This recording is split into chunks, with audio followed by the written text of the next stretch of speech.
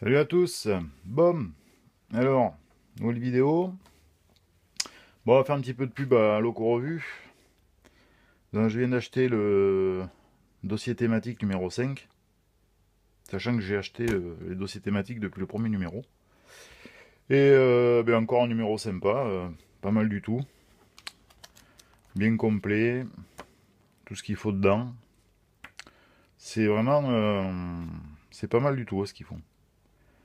C'est des bons bouquins, il y a vraiment tout ce qu'il faut pour quelqu'un qui débute, même c'est vraiment top quoi. Le seul truc par contre que je reproche sur ce numéro, même si j'ai rien contre, hein, mais je trouve qu'il y a un peu trop de voix métrique sur ce numéro.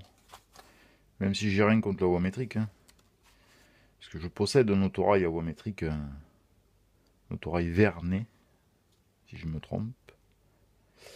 Mais je trouve qu'il y a un petit peu trop de voix métrique. Bon, c'est pas grave, pas trop grave.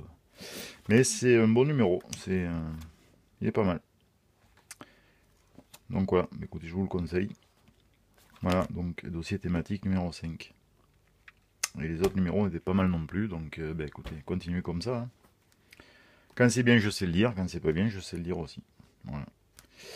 Bon, sinon, la dernière fois, je vous avais parlé donc de la voiture Talbot, pas confondre avec Talgo. Talbot. Donc là, j'ai reçu la troisième voiture Talbot. Donc du coup, je me retrouve avec une petite rame réversible en Talbot. Elle est d'occasion, elle est nickel. Les deux autres étaient d'occasion aussi, je les avais reçus dans leur coffret d'origine, dans la marque As. C'est du beau matos à l'ancienne, quoi. Donc voilà. Donc ça peut être... c'était des rames réversibles, donc elles sont...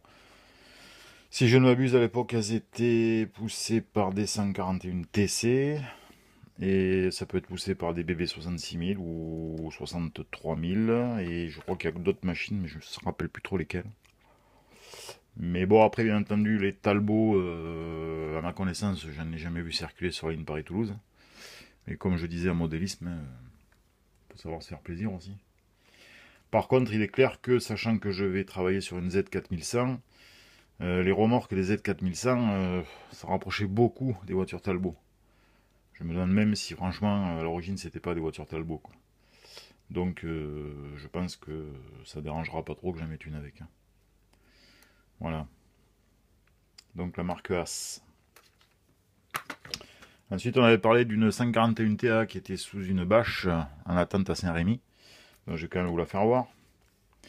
Donc voilà, c'est une 541 TA, surnommée cul de bateau. Alors, bon, les bicelles sont ici. Alors, c'est une machine, pour l'histoire, que j'avais achetée dans une bourse. Qui au début fonctionnait très bien. Et puis, à un moment donné, m'a pris... elle a fait un coup de calgon, je sais pas ce qu'elle a eu. Donc je l'avais démonté, ça a été tout un bazar pour remettre les embielages, parce que les embielages c'est un enfer. J'ai réussi à remettre les embielages. Je lui ai refait une prise de courant ici et ici.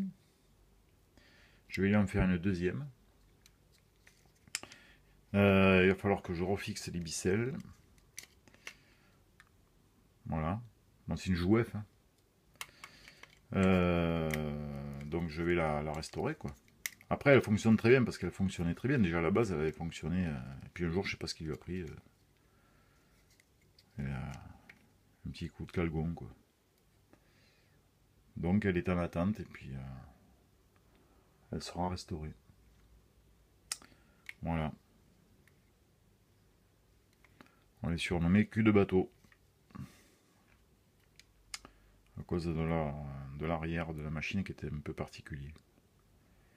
Voilà. Bon, mais écoutez, on se retrouve bientôt pour de nouvelles aventures. Et puis je vous ferai voir la fin des travaux concernant la modification de la coulisse et la fin de la modification des deux courbes de sortie de gare. Voilà.